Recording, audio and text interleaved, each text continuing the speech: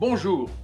Eh bien oui, comme promis, voici donc ma deuxième recette avec la saucisse création de Alexandre Bonneval. Et cette fois-ci, j'ai choisi comme accompagnement une savoureuse purée de pommes de terre détendue au beurre truffé.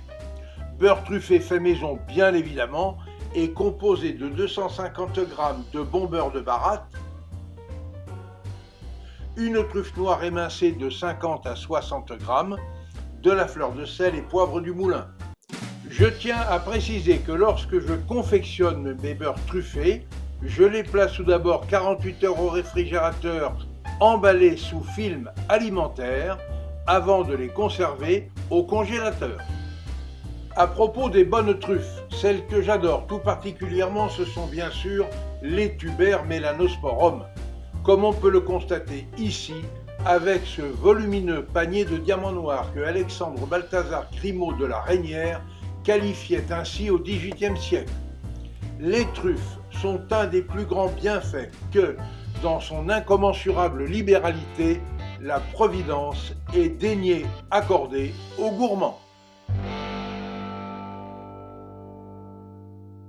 Eh bien, pour réaliser vous-même un excellent beurre truffé, il vous suffit de vous rendre, par exemple, chaque lundi matin de décembre à mars, sous l'élégante halle circulaire de la place du Fil à Caussade, située juste à côté de l'église Notre-Dame de l'Assomption, et vous aurez là un excellent choix de truffes rigoureusement sélectionnées et brossées, donc sans aucune particule de terre, proposé par quelques-uns de la quarantaine de membres de l'association des trufficulteurs de Tarn-et-Garonne.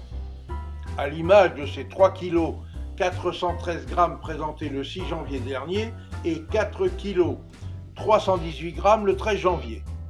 Des truffes vendues à l'unité, dès 9 h du matin et au coup de sifflet de Serge Santini, le glacier.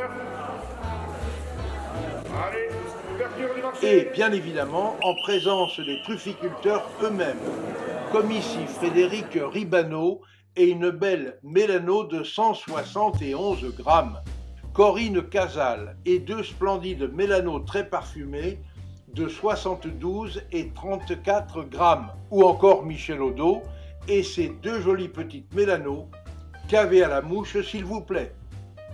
Donc, de la boucherie de la Halle pour la saucisse située 11 avenue Édouard Herriot et la place du Fil pour les truffes, c'est quelques minutes à pied et ensuite direction la cuisine pour concocter ma recette aussi simple que savoureuse.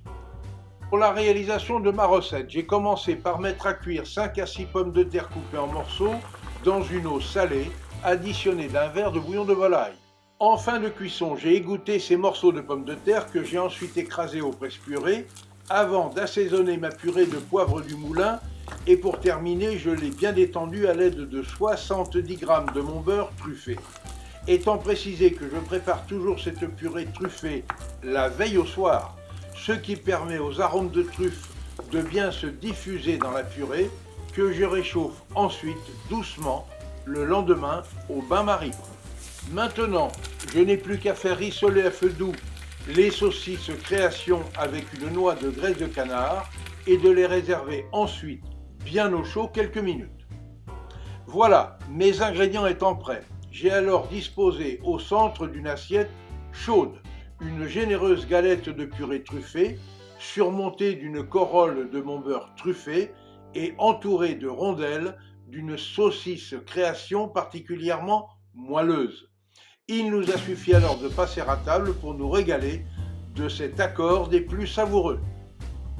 Pour compléter cette délicieuse et copieuse recette, j'ai choisi un bon vin rouge de pays des coteaux et terrasses de Montauban, à l'instar de la cuvée L'Ange, du Mas des Anges et du domaine de Montels de Philippe Romain, cépage Merlot et Cabernet Sauvignon, un vin des plus agréables à déguster grâce à son intensité aromatique, parfaite pour accompagner ce plat.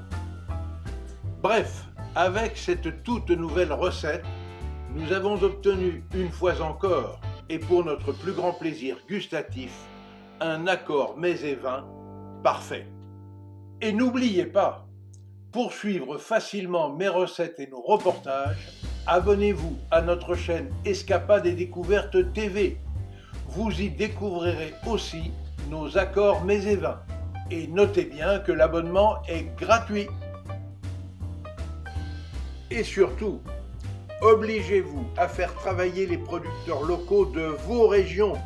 Vous participerez ainsi à la sauvegarde des artisans du goût français.